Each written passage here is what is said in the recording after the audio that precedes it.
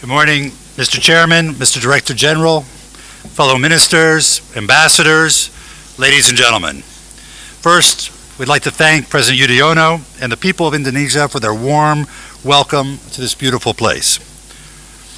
By the time we leave here this week, the WTO will have entered a new era, one way or another.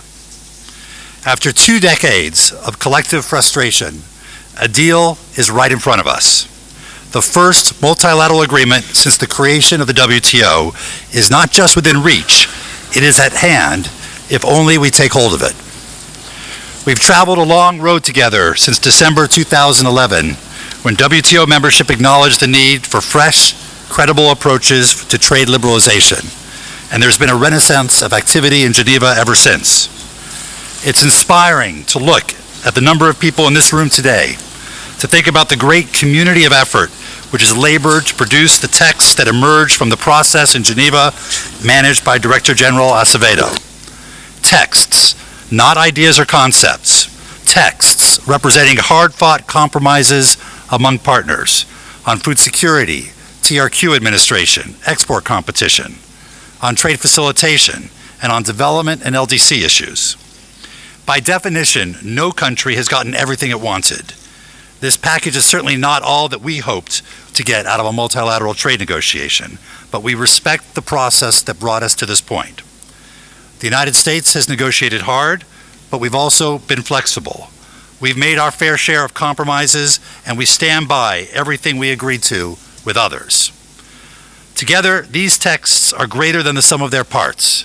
Greater because if ministers can agree this week, we will have proved to a skeptical world that the WTO is a vital, vibrant institution capable of producing important results for trade and development, worthy of our future confidence, attention, and resources. Yet all of us know that we are perilously close to a different path, and that path leads to failure. Over the past few weeks in Geneva, we've careened closer to disaster on multiple occasions, yet at each moment of crisis, the vast majority of the membership pondered the consequences of failure, pulled back from the brink, and pulled together instead. Most of us understand all too well the consequences of failing to pull together now. Let us not sugarcoat reality.